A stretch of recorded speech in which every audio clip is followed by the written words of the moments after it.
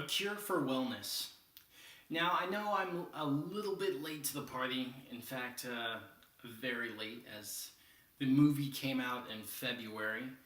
A Cure for Wellness was a very interesting movie, and I loved a lot of it. It's not a movie that I would necessarily see twice, not because it's bad, but because it's extremely graphic. It's kind of disgusting. So, I'm going to talk about today, by the way, welcome to sci-fi. The psychology and philosophy, more along the lines of philosophy perspective and a quote, food for thought, more or less, I guess. Thoughts about the movie and things about the movie that basically, things about the movie that represent certain things. I really hate when my mind goes blank like that. So, we're going to start off with conspiracy theory elements. Conspiracy theory elements in this movie, there's a lot of them. And you got to understand that this movie, everything stands for something. It's like this guy was always thinking about what this thing could stand for. It all interlocks, but you have to really try and think about it. It's like watching Nine. Why was the movie made? Nine? I don't know. It still confuses me to this day. It's quite fascinating.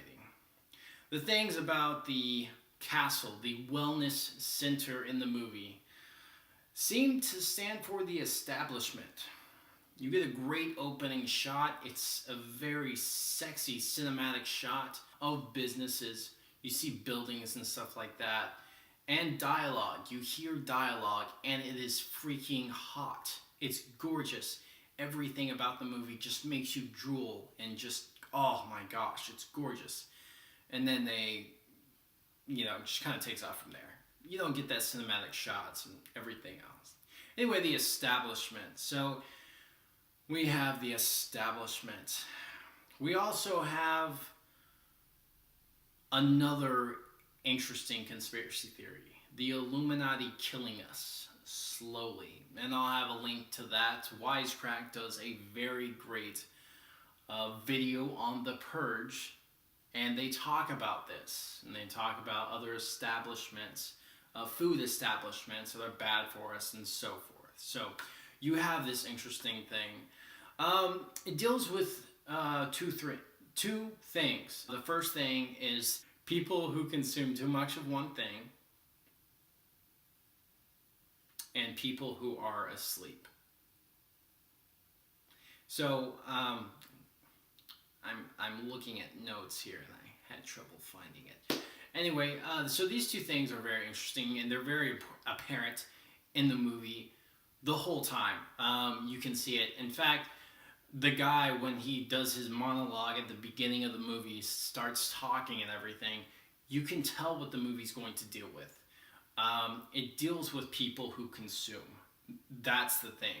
But it also, it doesn't necessarily, like, when I saw the trailer and you hear Lockhart saying there is no cure, yelling that, and you just think, yeah, okay, this movie is going to talk about how we're parasites and we consume. You can just tell from the trailers what the movie's going to be about. It's very interesting, very beautiful, and it's great to see. However, it does deal with two other things. It deals with the ideas of the two characters. The main character, the protagonist and the antagonist. It deals with what they're dealing with. And it kind of asks the questions, how far will you go? Okay, it's pretty freaking great. And it also deals with like wanting more, like power, I guess, or just wanting more in general. You have Lockhart, who is at the beginning, he talks about getting this job and he wants to get to a certain point, but when is it ever enough? What does he sacrifice? He sacrifices his health in order to do so. That's the thing in the whole movie. You see him until he goes to the wellness center, and then, like I said, they're just killing him anyway, so it doesn't matter. But in the beginning of the movie, before he gets to the wellness center, he sees his mom, and he talks about how he hasn't been getting enough sleep. He talks about this, and then when he's at the wellness center, he he's asleep and he wakes up and he's like, man, I haven't slept like that in a long time. He's like, he's always tired. That's what he has to sacrifice, or that's what he sacrifices with his job. But the question is it worth it? The antagonist, the bad guy, whatever. Volmer, weird name. Okay, what he sacrifices is basically his morals or ethics. It's very apparent at the end of the movie, and I'm not even going to explain the end of the movie. Is it worth it? Okay, I'll put in the description. I'll put the spoiler. Basically, it's completely disgusting, and like I said, one of the reasons I will not see the movie again is because of that. I actually was wanting to watch it twice, and I did never get to watch it the second time before I did this video.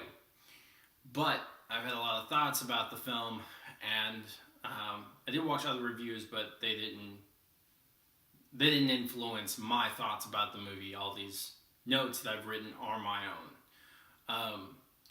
These are just thoughts that I had, and I was very glad that, especially Wisecrack, because I was trying to find the video. I'd seen that video before, but I had also seen it, when I watched the movie. I'm a conspiracy theorist, so it's kind of the thing that I thought of, and I thought, wow, that's pretty freaking cool.